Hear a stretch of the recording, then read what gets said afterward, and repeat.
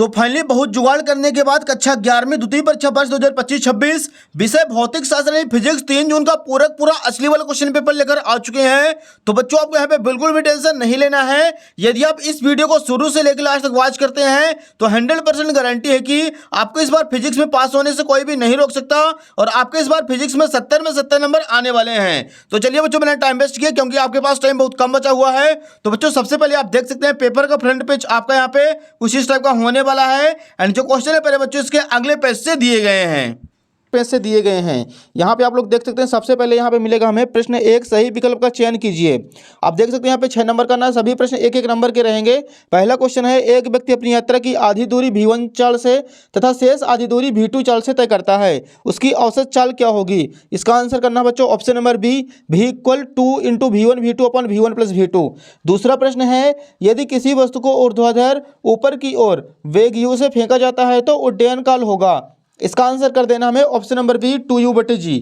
अगला प्रश्न देखिए बच्चों, तीसरा क्वेश्चन है, यदि किसी स्प्रिंग को L दूरी तक खींचा जाता है तो उसमें संचित स्थिति ऊर्जा 10 जूल बढ़ जाती है। यदि स्प्रिंग को L दूरी तक और खींचा जाए तो उसकी स्थिति ऊर्जा कितनी और बढ़ेगी? इसका आंसर कर देना हमें ऑप्शन नंबर ए, 30 जूल। प्रश्न 4 है, पिंड की गतिज ऊर्जा के एवं रेखीय संवेग P में संबंध है। इसका आंसर करना option number D, K = P²/2m। प्रश्न 5, निम्नलिखित में असत्य संबंध है। इसका आंसर हो जाएगा option number C, L = I α। छठवां क्वेश्चन है, पृथ्वी की सतह से पलायन वेग का मान पिंड के द्रव्यमान m पर किस प्रकार निर्भर करता है? इसका आंसर हो जाएगा बच्चों option number A, V ∝ m⁴। तो यहाँ पे क्वेश्चन नंबर फर्स्ट अपना कंप्लीट हो चुका है। यहाँ पे जो बच्चे इंग्लिश मीडियम से तो वो भी अपने स्क्रीनशॉट ले लेंगे। आपको अच्छे सॉल्यूशन सभी दोनों मीडियम का तैयार कर लेना है। हिंदी मीडियम का हम आपको पूरा का पूरा सॉल्यूशन इस वीडियो पर आप प्रोवाइड करवाने वाले हैं। दूसरा प्रश्न है, रिक्त स्थानों की पूर्ति कीजिए। पहला क्वेश्चन है, 108 किलोमीटर प्रति घंटा 30 मीटर प्रति सेकंड के बराबर होता है।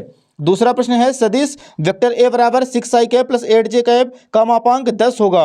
तीसरा प्रश्न है, बल का आवेग = संवेग में परिवर्तन। चौथा क्वेश्चन है, किसी रोलर को खींचने की अपेक्षा ढकेलना कठिन होता है।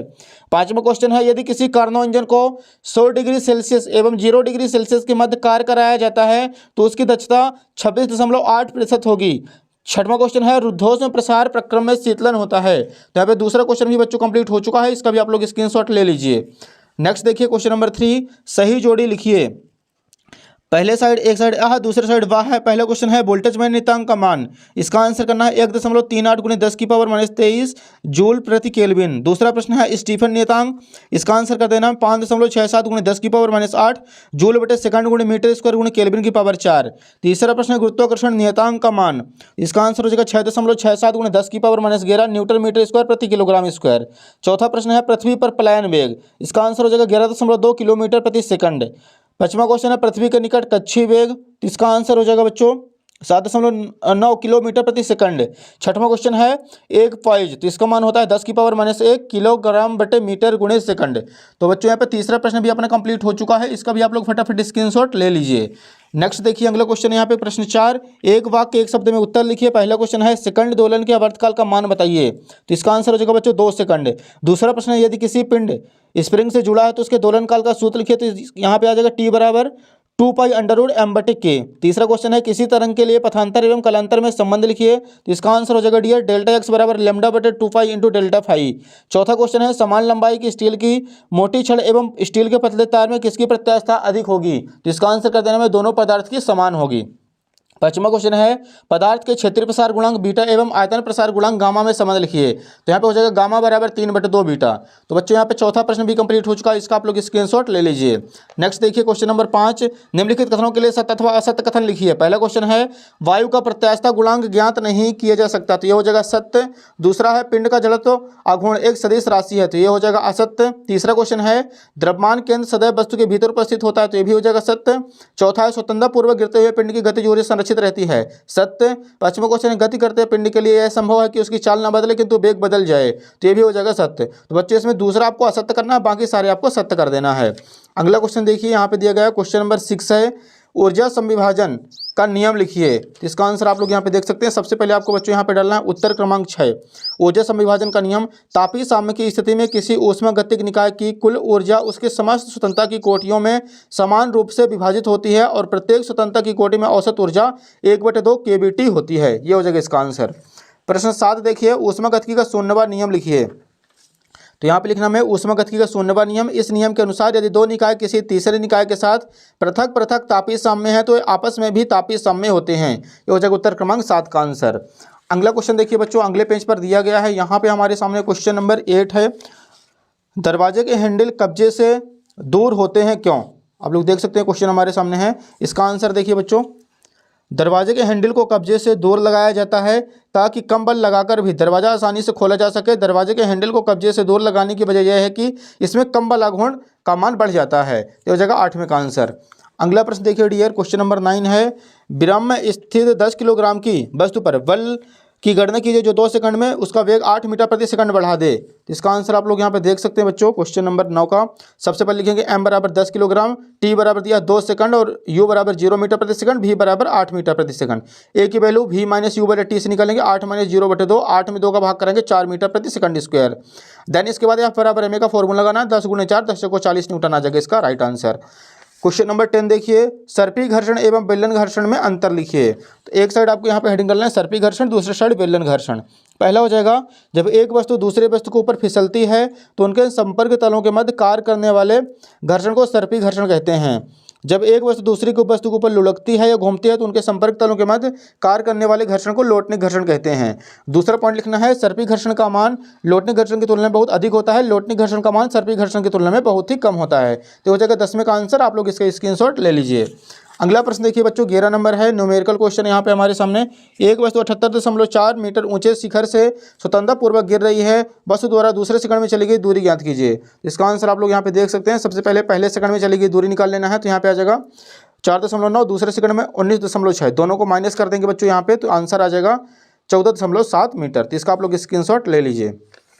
क्वेश्चन नंबर 12 है, सार्थक अंकों की संख्या बताइए। पहला क्वेश्चन है 0.023, दूसरा है 34.70। तो यहाँ पे आप लोग देख सकते हैं, पहले में जो सार्थक अंकों की संख्या हो जाएगी 2 और दूसरे में सार्थक अंकों की संख्या 4।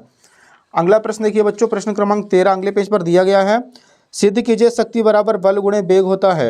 या फिर आप लोग इसका अथवा कर लीजिए, एकदम सिंपल है। नियत बल के लिए कार्य ऊर्जा प्रमेय लिखिए एवं सिद्ध कीजिए। तो यहाँ पे इसका आंसर है कार्य ऊर्जा प्रमेय का सबसे पहले आपको स्टेटमेंट लिखना है। इस प्रमेय के अनुसार किसी वस्तु पर लगाए गए बल द्वारा किया गया कार्य उस वस्तु की गतिज ऊर्जा में परिवर्तन के बराबर होता है। एंड इसका आप लोग प्रूफ देख सकते हैं, यहाँ पे हमारे सामने है, स्क्रीनशॉट ले लीजिए। अगला प्रश्न 14 है, एकदम सिंपल, आपको इसका अथवा कर लेना बच्चों। केपलर के ग्रहों की गति के नियम लिखिए। तो ग्रहों की गति के केपलर के 3 नियम है। पहला हो जाएगा केपलर का प्रथम नियम, प्रत्येक ग्रह सूर्य के परितः दीर्घवृत्तीय कक्ष में परिक्रमा करते हैं और सूर्य इसके एक नाभि पर होता है। केपलर का द्वितीय नियम, इस नियम अनुसार किसी ग्रह को सूर्य से जोड़ने वाली रेखा समान समय अंतराल में समान क्षेत्रफल तय करती है। केपलर का तृतीय नियम, इस नियम अनुसार किसी ग्रह के परिक्रमण काल का वर्ग उसकी कक्षा के अर्ध दीर्घ अक्ष के समानुपाती होती है। तो इसका भी आप लोग स्क्रीनशॉट ले लीजिए। अगला प्रश्न 15 है, द्रव का पृष्ठ तनाव किन किन कारकों पर निर्भर करता है, समझाइए। तो इसका आंसर आप लोग यहाँ पे देखिए बच्चों, उत्तर क्रमांक 15 का पहला पॉइंट लिखना है, द्रव के ताप पर समानता। ताप बढ़ाने पर द्रव का पृष्ठ तनाव घटता है क्योंकि ताप बढ़ाने पर संसंजक बल का मान कम हो जाता है। दूसरा पॉइंट लिखना है, अशुद्धियों की विलेयता पर यदि अशुद्धि कम विलेयशील है तो द्रव का पृष्ठ तनाव घट जाता है, जैसे पानी में साबुन, फिनोल या अन्य डिटर्जेंट डालने पर पानी का पृष्ठ तनाव कम हो जाता है। तीसरा लिखना संदूषण, यदि द्रव के पृष्ठ तनाव पर मिट्टी के कण, धूल के कण, चिकनायुक्त पदार्थ जैसे ग्रीस, तेल, पेट्रोल, डीजल आदि उपस्थित है तो द्रव का पृष्ठ तनाव कम हो जाता है। तो इसका भी आप लोग फटाफट स्क्रीनशॉट ले लीजिए, उत्तर क्रमांक 15 का। अगला प्रश्न देखिए डियर, क्वेश्चन नंबर 16 है, अनुप्रस्थ तरंग एवं अनुदैर्घ्य तरंग में अंतर लिखिए। एकदम आसान, एकदम सिंपल। एक साइड लिखना अनुप्रस्थ तरंग, दूसरे साइड अनुदैर्घ्य तरंग। पहला पॉइंट हो जाएगा, इन तरंगों में माध्यम के कण तरंग संचरण की दिशा के लंबवत कंपन करते हैं। इन तरंगों में माध्यम के कण तरंग संचरण की दिशा में कंपन करते हैं। दूसरा पॉइंट, इन तरंगों में सुरंग तथा गर्त बनते हैं। इन तरंगों में संपीड़न तथा बिरलर बनते हैं। अगला पॉइंट लिखना है, इन तरंगों को ध्रुवित किया जा सकता है, इन तरंगों को ध्रुवित नहीं किया जा सकता। तो इसका भी आप लोग स्क्रीनशॉट ले लीजिए।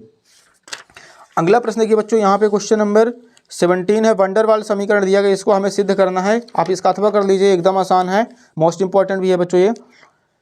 श्यान बल F का मान श्यानता गुणांक ईटा और त्रिज्या r तथा वेग v पर निर्भर करता विमीय विधि से हल कीजिए। ठीक है बच्चों, इसका आंसर उत्तर क्रमांक 17 का। आप लोग फटाफट इसका स्क्रीनशॉट ले लीजिए। यहाँ पे पूरा सॉल्व करेंगे, F बराबर 6 पाई ईटा r भी आ जाएगा, इसका यही स्टोक का नियम है। प्रश्न 18 है, सिद्ध कीजिए कि किसी पिंड को पृथ्वी तल से कोण बनाते हुए फेंकने पर प्रक्षेप का पथ परवलयाकार होता है। 13 बच्चों, उत्तर क्रमांक 18 इसका व्यंजक आपको करना है। आप लोग फटाफट इसका स्क्रीनशॉट ले लीजिए। लास्ट में निकालेंगे y बराबर x tan theta minus 1/2 g into x square बटे u square cos square theta.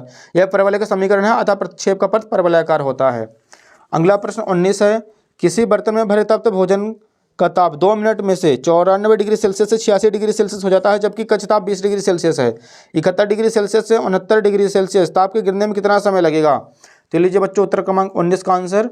अब लोगों को इसका स्क्रीनशॉट लेकर अपनी कॉपी में अच्छे से नोट कर लेना है, तभी आपसे ये पूरा का पूरा बनेगा। लास्ट क्वेश्चन देखिए बच्चों, 20 नंबर है, मोस्ट इंपॉर्टेंट। सरल लोलक के आवर्तकाल का व्यंजक T=2 रूट ऑफ L/G का निगमन कीजिए। बताइए कि की आवर्तकाल किन कारकों पर निर्भर करता है? तो ये रहा बच्चों उत्तर क्रमांक 20 का आंसर। सबसे पहले लिखेंगे यहाँ पे सरल लोलक, किसी पदार्थ के बिंदु आकार के भारी कण को एक भारहीन, अभितान एवं पूर्ण लचकदार डोरी से बांधकर किसी दृढ़ आधार से लटका दे तथा घर्षण रहित दोलन की व्यवस्था कर